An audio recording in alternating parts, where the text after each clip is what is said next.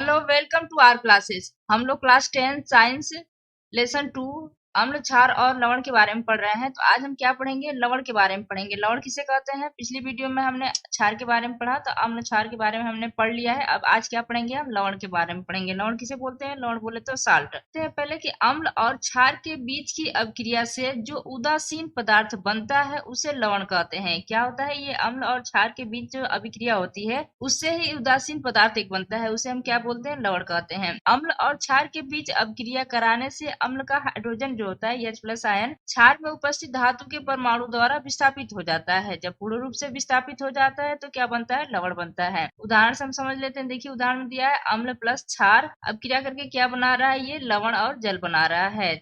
जैसे हम कह सकते हैं HCl की क्या है? ये जलीय विलयन में H+ आयन देता है इसमें, तो इसलिए इसका मतलब क्या है? इसमें H+ आयन प्रेजेंट है, इसलिए ये क्या है? अम्लीय है। और ये क्षार का मतलब क्या होता है? NaOH, इसमें क्या है? OH- देता है आयन, तो OH- आयन देता है, इसलिए OH- आयन इसमें है, तो हम कह सकते हैं ये क्या है? ये क्षार है। तो यहाँ से हम समझ सकते हैं ये क्या है? HCl अम्ल है और NaOH क्या है? क्षार है। ये अब क्रिया करके क्या बन रहा है? NaCl प्लस H2 होती है। NaCl क्या है? ये लवण है। ये ऐसे हम ऐसे भी लिख सकते हैं, ऐसे यौगिक जो जलीय विलयन में धनायन और ऋणायन में वियोजित हो जाते हैं, या कह सकते हैं कि ऐसे यौगिक जो जलीय विलयन में या पिघली हुई अवस्था में धनायन का मतलब क्या है? H+ आयन के अतिरिक्त और ऋणायन आयन बोले तो OH- के अतिरिक्त, OH- है उसके अतिरिक्त में वियोजित हो जाते हैं, वे लवण कहलाते हैं। तो ये H+ आयन के अतिरिक्त, OH- के अतिरिक्त आप नहीं भी लिखेंगे तो भी चलेगा, बस इतना लिख देंगे कि ऐसे यौगिक जो जलीय विलयन में या पिघली हुई अवस्था में धनायन और ऋणायन में वियोजित हो जाते हैं वो लवण कहलाते हैं। जैसे उदाहरण से हम समझ लेते हैं NaCl दिया है इसमें। NaCl के जलीय विलयन में देखिए N plus charge plus Cl पे माइनस चार्ज, मतलब ये धनायन हो गया, ये ऋणायन हो गया। तो क्या हो गया? इसमें धनायन भी है ऋणायन भी है। इसका मतलब हम कह सकते हैं कि ऐसे विलयन में जिसमें धनायन और ऋणायन दोनों उपस्थित होते हैं वो क्या कहलाते हैं? लवण कहलाते हैं। दूसरा देखते हैं Na2SO4। देखिए ये इसका जलीय विलयन में क्या प्राप्त होगा? 2Na plus charge plus SO4 पे 2- चार्ज। अब हम कुछ लवण के बारे में जान लेते हैं जो इंपॉर्टेंट है आपके लिए। पहला है सोडियम कार्बोनेट। सोडियम कार्बोनेट का क्या फार्मूला होता है? Na2CO3।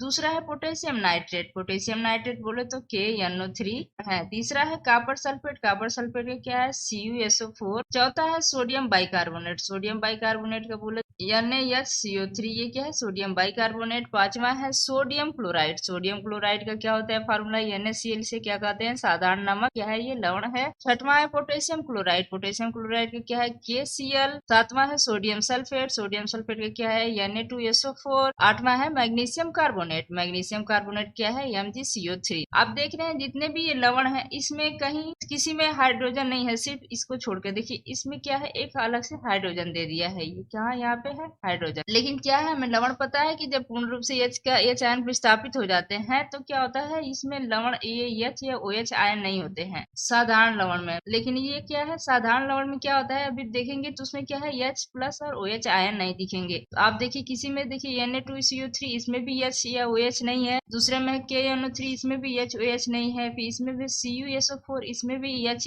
या OH नहीं है। NaCl में भी H या OH नहीं है और KCl में भी ना H है ना OH है।